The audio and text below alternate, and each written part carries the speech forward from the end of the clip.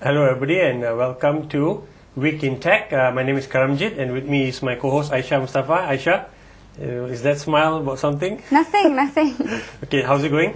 Normal as usual. Normal as usual. Okay, that's a new dress though, right? I've not seen you wear... sorry lah. What's it called lah? It's a kebaya. Kebaya. Yeah, it's only 50. My mom bought it in Indonesia and I thought I could wear it to work. Of course, it's nice. Good.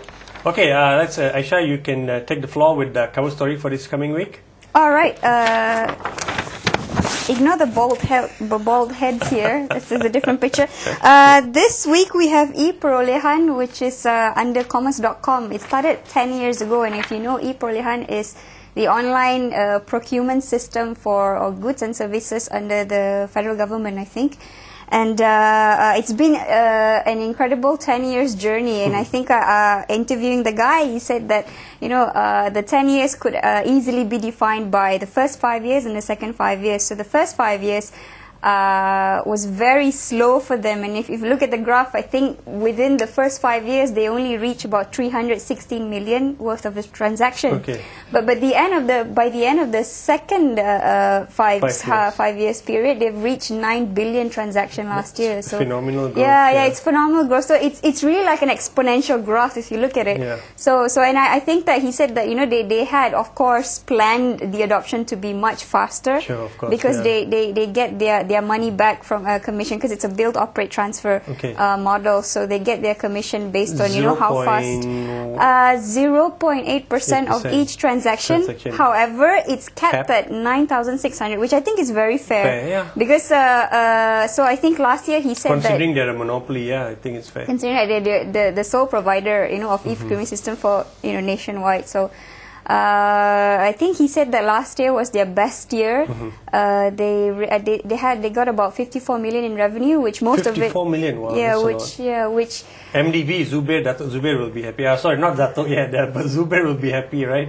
Because he loaned them 120 million. Yeah, I think it was 2000. And really saved their rear end, because otherwise I think they would have folded. So.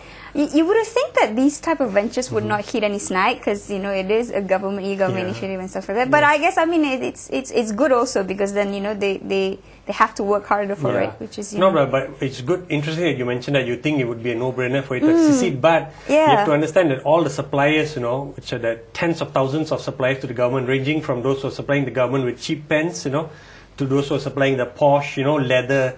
Leather-decked chairs, which are in the executive ballrooms, right? Executive meeting rooms. So there's a lot of entrenched suppliers there, and entrenched in the ways that they do business, And some of it is not always above the board. So one of the unsaid things about e-perolehan when it started off with it's going to help cut out a lot of the fat, that the government ends up paying, for buying its stuff, because there's always leakages in procurement, especially in any government around the world. So, and in fact, that's interesting that, our headline, we choose to say that they've saved about 2.2 billion, but that's just an estimate, right? Yeah, disclaimer, it's just an estimate, because normally the standard practice is that you would save about at least 10% to 30% of the cost. Yeah. So at the very least, the government would have saved 2.2 billion in the last 10 years with e-perolehan. But I think he also gave an example in South Korea where the government have actually come out and said that they've saved up to 30%. 30%, because the scope is wider, because they also cover materials for work, construction. So how it works in Malaysia, no, right? It's no. I mean, I think that's still pocket money for a lot of people. So, but in South Korea, it essentially like all the steel, all the material that you need to build roads and everything are contracted centrally. So you have the full year supply of all these things that you need to do, and works. in the tender process is very transparent. So I mean, I think it's one of the few success stories. It almost died, and then got revived by funding from Malaysian Debt Ventures. Then now it's on its way, to being more successful. And I know one example when I met them 3 years ago. Sorry, who's that guy in the picture? Is the Muzaffar COO? He was recently. Because they had a recent restructure, so he said they have a more flatter structure now. So he's been promoted. To COO. COO, okay. All right.